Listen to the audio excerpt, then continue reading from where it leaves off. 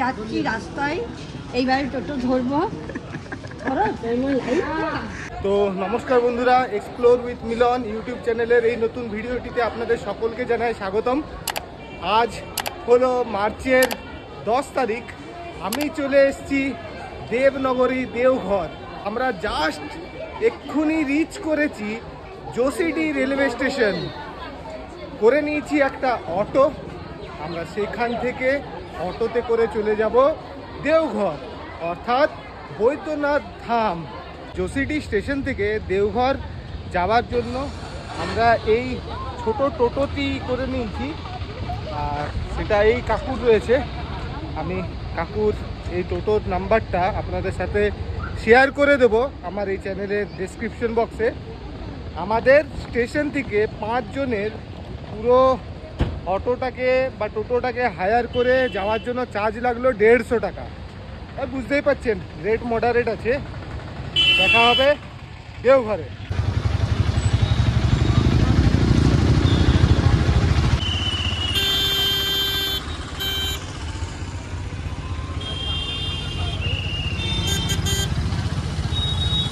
মন্দির প্রাঙ্গণ থেকে কাছেই আমরা এসে নিয়ে প্রথমে করে নিলাম একটা হোটেল। সেটা করে নেওয়ার পর আমরা এখানে দিয়ে একটা ভোজনালয়ে এসে থালির অর্ডার দিই।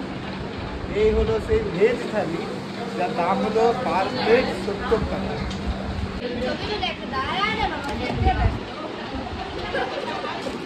এই আইটেমগুলো রয়েছে। তো খাবারটা খেয়ে আমরা হোটেলে আজ বিশ্রাম করব, তারপর এখান থেকে ফ্রেশ হয়ে আমরা চলে যাব আমাদের কালকের যে প্ল্যান রয়েছে, যা হলো বাবার দর্শন এবং পুজো।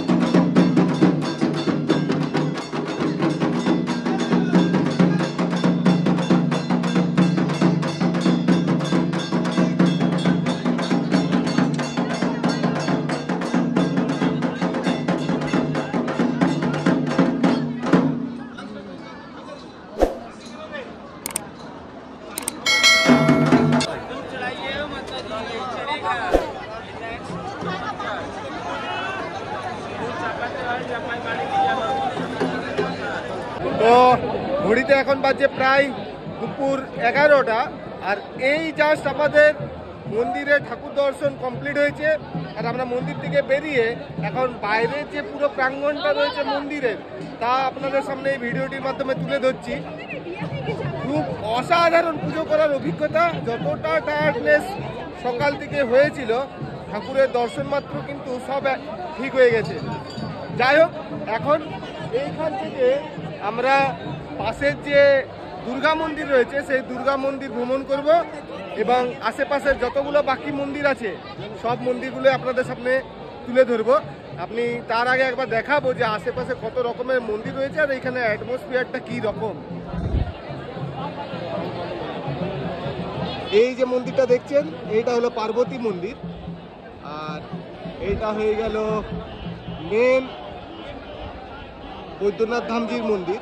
আর এই যে মাঝে সুতোগুলো দেখছেন, এটা পার্বতী মন্দিরের সাথে শিব ঠাকুরের মন্দিরের একটা যোগসূত্র গড়ে তোলা হয়। আর ঠিক তার পাশেই আরো অনেকগুলো মন্দির রয়েছে, তার মধ্যে অন্যতম হলো কাল ভৈরব এবং কালী মন্দির, অন্নপূর্ণা মন্দির, গণেশ মন্দির, অনেক কিছু। তাই এবার আমরা বাকি মন্দিরগুলো ঘুরে নেবার জন্য বেরিয়ে পড়ব।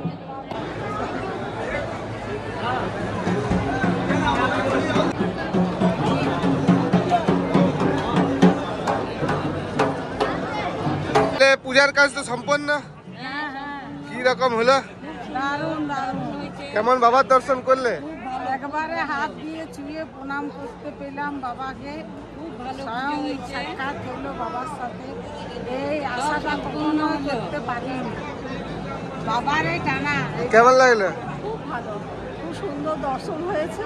এবং এত লাইন দেওয়ার পরও যে আমরা ঠাকুরের কাছে গিয়ে দর্শন পেলাম, এতে আমাদের সব লাইন ইয়ে হয়ে গেছে। এইভাবে দর্শন পাবো বলে আমরা আশা করতে পারিনি। তো পুজো দেওয়ার কাজ এখন শেষ হয়েছে, এখান থেকে আমরা বেরিয়ে পড়বো। প্রথমে কিছু ব্রেকফাস্ট করে নেওয়ার উদ্দেশ্যে। ব্রেকফাস্ট করে নিয়ে আমরা হোটেলের রুমে গিয়ে প্রথমে ফ্রেশ হয়ে নেবো, একটু কাপড় জামা চেঞ্জ করব, তারপর সেখান থেকে কোনো টোটো বা কোনো গাড়ি রিজার্ভ করে নিয়ে আমরা এখানের কিছু ফেমাস প্লেসগুলো এবার ঘুরে দেখব। তো বন্ধুরা, এই মুহূর্তে আমরা চলে এসেছি ত্রিকুট পর্বত ঘুরতে। আর আমার ঠিক সামনে রয়েছে 3টে পাহাড় বড় বড়। একটাকে বলা হয় ব্রহ্মা, একটা বিষ্ণু, একটা মহেশ্বর অর্থাৎ শিব। এখন যদি আপনাদের একটু ভালোভাবে দেখাই, তো এখানে আপনারা দেখতে পাবেন যে এই যে ব্রহ্মা পাহাড়টি রয়েছে তার ওপরে কিন্তু আগে কেবল কারে করে যাওয়া যেত। আমি এর আগে যতবারই এখানে এসেছি এই কেবল কারে কিন্তু চড়েছি, কিন্তু 10ই এপ্রিল 2022-এ এই কেবল কারে একটা অ্যাক্সিডেন্ট হয়েছিল। কোনো টেকনিক্যাল গ্লিচের কারণে দুটো রোপওয়ের যে কেবল কারগুলো তাদের মধ্যে কলিশন হয়ে গেছিলো, অর্থাৎ ধাক্কা লেগে গিয়েছিল। এখন যাই হোক, সেটা কিন্তু খুব মর্মান্তিক একটা ঘটনা এখানে ঘটেছিল 10ই এপ্রিল 2022-এ। তারপর থেকে যা বুঝলাম, আজ 3 বছর পেরিয়ে গেছে, এখনো পর্যন্ত রোপওয়ে আর চালু হয়নি। তো পুরো পাহাড়ি যে বাকি এখানে যা যা দেখার আছে তা আমরা এখানে ঘুরে দেখব। আর তারপর পরের ডেস্টিনেশন যেটা হলো তপবন, সেখানে আমরা চলে যাব।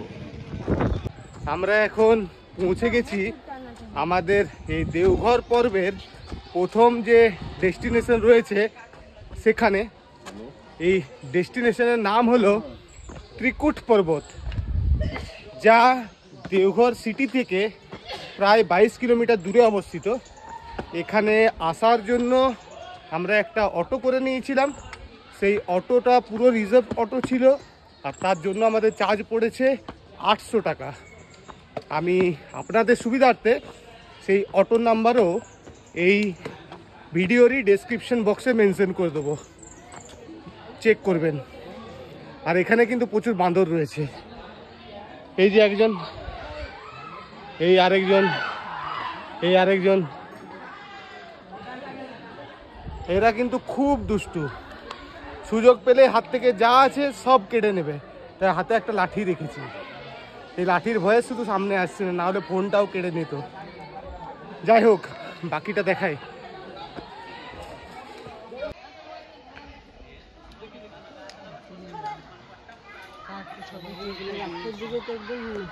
তো মোটামুটি কয়েকটা সিঁড়ি এই ত্রিকুট পর্বতে চাপলাম।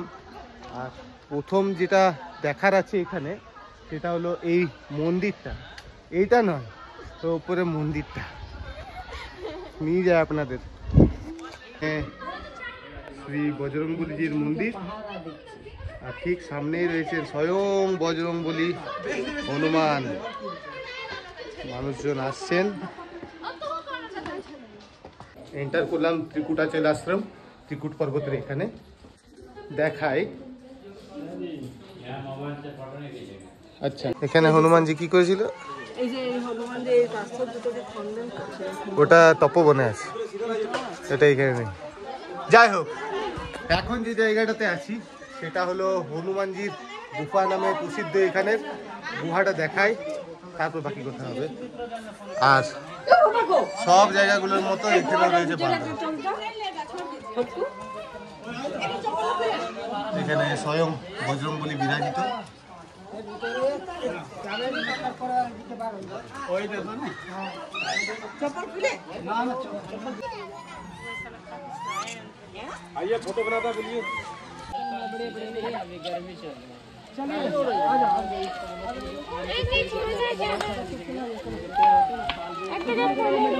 আর এই দিদির মতে হনুমানজি নাকি এই পাথরটাকে দুভাগে খণ্ডিত করেছিলেন, তাই এখানে ওনার পুজো করা হয়।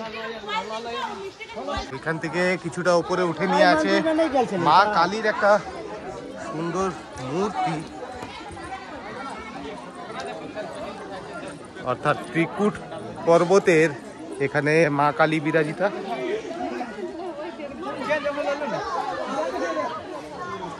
আর আশেপাশে ভিউটা দেখায়, এই হলো এখানে ভিউ। आइए फोटो बनाते हैं बंदर गोदी में बिठा के 10 रुपये करके लगेगा। এখন যেখানে আছি ত্রিকুট পাহাড়ের, এখানে রয়েছে 3টি বিশেষ বিশেষ মন্দির। তার মধ্যে প্রথমে হলো এই প্রাচীন একটি শিব মন্দির, এবং এখানে রয়েছে মা বৈষ্ণবী কালী, আর এইদিকে পার্বতী মন্দির, আর এটা হলো দুর্গা মন্দির সামনেরটা।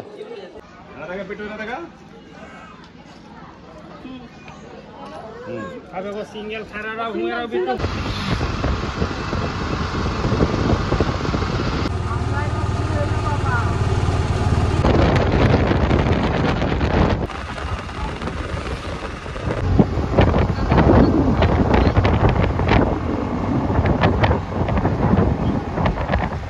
তো বন্ধুরা, এই মুহূর্তে আমরা রয়েছি দেওঘর পর্বের যে দ্বিতীয় আমাদের ডেস্টিনেশন রয়েছে, যা হলো তপবন। সেই তপবনের লোকেশনে পৌঁছে গেলাম এইমাত্র। আর আমাদের যিনি ড্রাইভার দাদা বললেন যে একটু তাড়াতাড়ির মধ্যে তপবনটা কিন্তু কভার করে আসবেন, আর এখানে পান্ডাদের থেকে একটু বেঁচে থাকবেন, কারণ ওনারা যাতা পয়সা চার্জ করেন। দেখা যাক কি হয়, বেশ মজাদার হবে, নতুন এক্সপিরিয়েন্স হবে। জুতো কিন্তু অটোতে খুলে এসেছি, আর এখানেও বাঁদরের উপদ্রব প্রচুর। আর এইটা হলো তপবনে প্রবেশ করার প্রথম রাস্তা। হনুমান কই?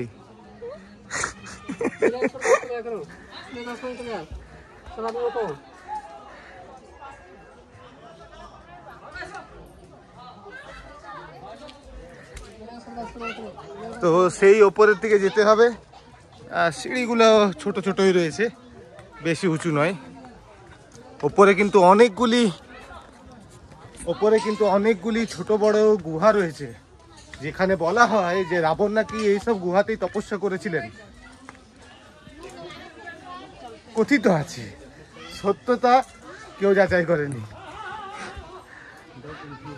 এটা হলো প্রথম গুহার রাস্তা। সিঁড়ি দিয়ে উঠতেই পেলাম। সিঁড়ি দিয়ে উঠতেই এখানে ইন্ডিকেট করা আছে যে এটা হলো মা সাবরির গুফা, অর্থাৎ সাবরি মাতা এখানে তপস্যা করেছিলেন। দেখায়, এইটা সাবরি মাতা নয়, কিন্তু এইটা হলো মা সাবরির গুফা।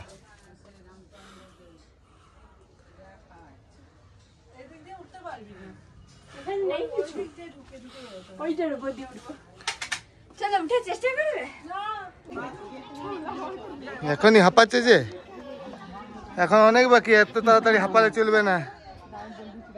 ও পিসি চলো। তো আমরা এখন রয়েছি তপবন, যে পাহাড় রাবণের তপস্যা করার জন্য বিখ্যাত হয়েছিল দেওঘরে, সেই তপবন পাহাড়ের একদম ওপরে। আর এই তপবন পাহাড়ের সব থেকে ওপরে এসে নিয়ে যে চারিদিকের ভিউটা দেখতে পাওয়া যাচ্ছে, খুবই সুন্দর, খুবই ভালো। আর পুরো আশেপাশটা যদি দেখাই, তো এখানে অনেকগুলো ছোট বড় গুহা রয়েছে, যেগুলো লোকাল গাইড যদি আপনারা নিয়ে আসেন, ওনারা খুব ভালোভাবে আপনাদের গাইড করে সেখানে নিয়ে যেতে পারবেন। এখানে কিছু পাথর রয়েছে। এই যে পাথরটা, এটা তো দেখে সেই রাবণের পুষ্পক বিমানের মতো লাগছে। আজগুবি কথা বললাম, যদিও নয়, লাগছিল ওরকম। এখন যাই হোক, এখানে আমাদের একটু ফটো সেশন চলছে, আমরা বেশিক্ষণ এখানে দাঁড়াবো না। এখান থেকে এরপর বেরিয়ে যাব আমাদের পরের ডেস্টিনেশনে। তার আগে আরও দু একটা যে মন্দির এবং গুহা রয়েছে সেগুলো এই ভিডিওতে আপনাদের জন্য তুলে ধরা হবে।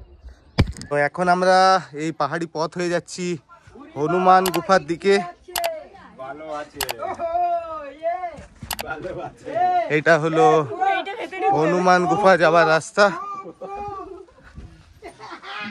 আর এটা দিয়ে পেরোতে হয়। আর এই গুহাটার নাম হনুমান গুফা। অ্যাকচুয়ালি হনুমানজি এই পাথরটি নাকি দুভাগে ভাগ করেছিলেন, যেটা ত্রিকুট পর্বতে ছিল না, এটা রয়েছে তপবনে, আর এখানে রয়েছে কালো মুখো হনুমান। আমি সাদা মুখো। हम अकेले हम उतर जाते हैं, फिर आप लोग चले आइएगा, बहुत देर से हम रुकल हैं। হনুমানজির মন্দিরের প্রবেশদ্বার, যা রয়েছে এরকম গুহার মতো একটা রাস্তা, যার ভেতর দিয়ে আমাদের যেতে হবে। লড্ডুরা নিয়ে না, আজ মঙ্গলবার দিন এটা লাগবে হনুমানজি মন্দির। এই মন্দিরটা দর্শন করুন, ভিতরে হনুমানজি 10 টাকার লড্ডু সিঁদুর ঢাকা। এই হলো মন্দিরটা, এরকম খুচরো তো পয়সা নেই। খুচরো হয়ে যাবে।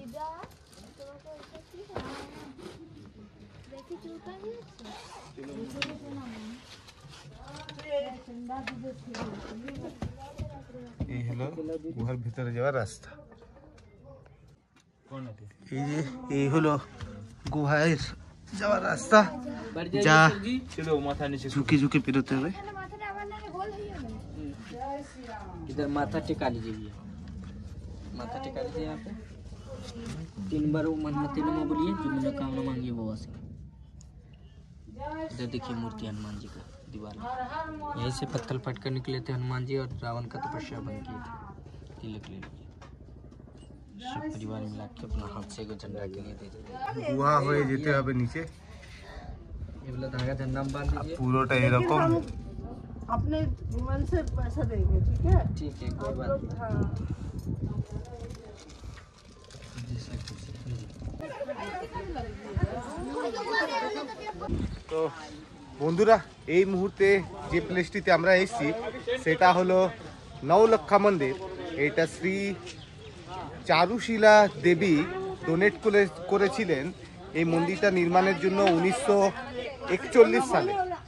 মন্দিরটা খুব সুন্দর, একবার দেখায় পুরো মন্দিরটা আগে।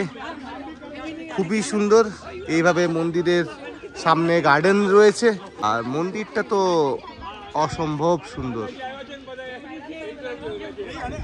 তো শ্রী চারুশীলাজি, যিনি এই মন্দিরের প্রতিষ্ঠাত্রী ছিলেন, মানে ডোনেশনটা দিয়েছিলেন, তাকে অসংখ্য ধন্যবাদ জানাই আমাদের পক্ষ থেকে। কারণ উনি সেই সময় এত বড় একটা অ্যামাউন্ট ডোনেট করেছিলেন বলেই আজ আমরা এত সুন্দর একটা মন্দিরের সাক্ষী থাকতে পারছি। কি বলো?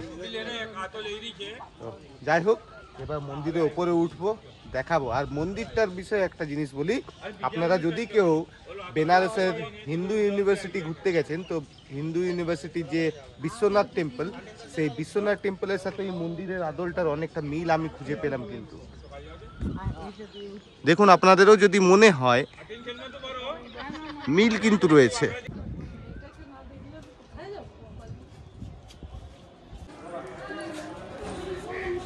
এর তো ফুর্তির শেষ নাই। তো এটা হলো নৌলক্ষা মন্দিরের ভেতরের প্রাঙ্গণ।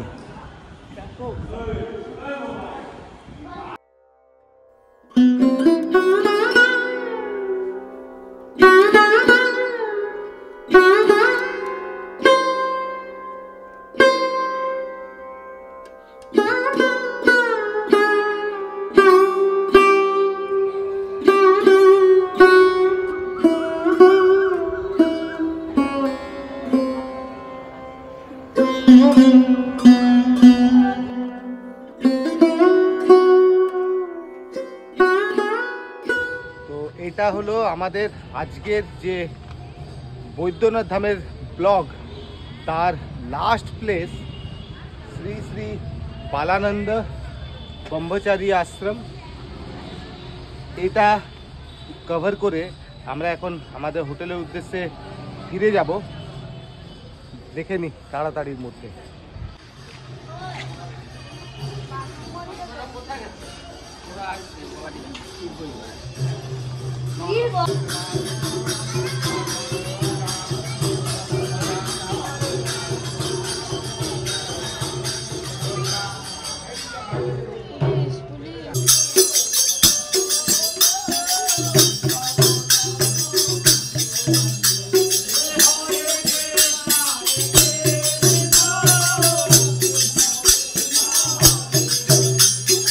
এই আশ্রম ঘুরে নেবার পর এবার কিন্তু আমরা বেরিয়ে যাচ্ছি। আশ্রমের খুব একটা ফুটেজ পাইনি, যেহেতু এর ভেতরে ফটোগ্রাফি প্রহিবিটেড, অ্যালাউ করা হয় না, তাই দেখে নিলাম। এবার কিন্তু আমরা আমাদের হোটেলের উদ্দেশ্যে ফিরে যাচ্ছি। চেষ্টা করব আজকে যদি একবার মন্দির প্রাঙ্গণে যাওয়া যায় সন্ধ্যা আরতি দেখার জন্য।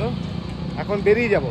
আর আমরা যে অটোটা করেছিলাম সেটা হলো এই দাদার অটো, ঠিক আছে? আমি ওনার কন্ট্যাক্ট নাম্বারটা এই ভিডিওতে শেয়ার করে দেবো, আপনারা ডেসক্রিপশন বক্স থেকে ওনার কন্ট্যাক্ট নাম্বার পেয়ে যাবেন। কোনো যদি আপনাদের এখানে এলে ঘোরার থাকে, উনি কিন্তু খুব ভালোভাবে সব কিছু দেখিয়ে দেন, খুব ভালোভাবে ঘোরান। অবশ্যই ওনার সাথে যোগাযোগ কিন্তু করতে ভুলবেন না, উনি কিন্তু একটা মডারেট রেটে আপনাদেরকে সব জায়গাগুলো দেখিয়ে দেবে। অবশ্যই ওনার সাথে যোগাযোগ করবেন।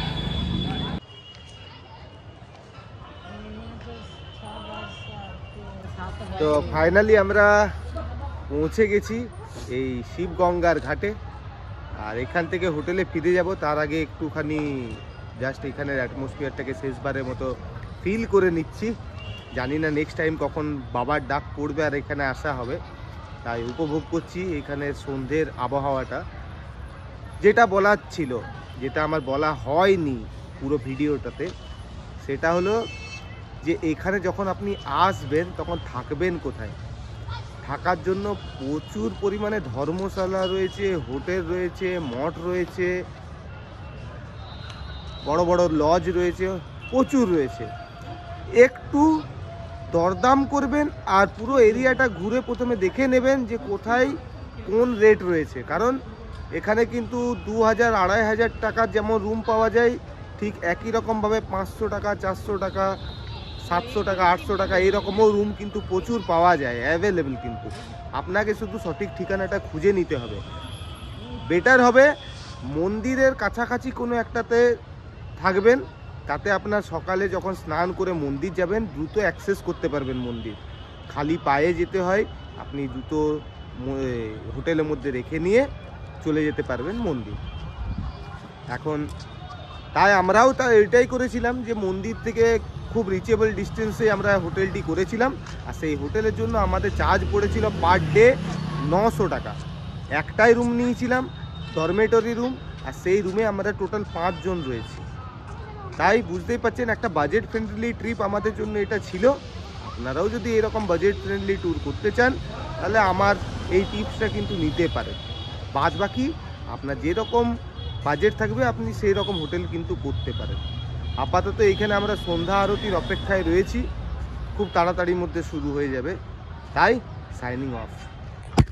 তো আরেকটা বিষয় যেটা বলা হয়নি, আজকে আমাদের সেই রকম কিছু আর কাজ নেই। পেড়া কিনবো আর কিছু জিনিস কিনে নেবো দোকান থেকে। ট্রেন রয়েছে আমাদের আগামী দিন দুপুর 11টার সময়। আমাদেরকে লজ ছাড়তে হবে সকাল 10টায়। কিচ্ছু কাজ নেই আজকের দিনটা, আমরা পুরো ঘুমোবো কাল সকাল অবধি, কারণ আজ প্রচণ্ড ভোরে উঠেছি, একটু সবাই ক্লান্ত আছি, ঠিক তো? একদম। আর এর তো শিব ঠাকুরের সাথে বিয়েও হয়ে গেছে সকাল সকাল, ভোজ আমরা কিন্তু পাইনি। যাই হোক, আমরা নিজেরাই খাওয়া দাওয়ার কিছু ব্যবস্থা করা যাক এরপর।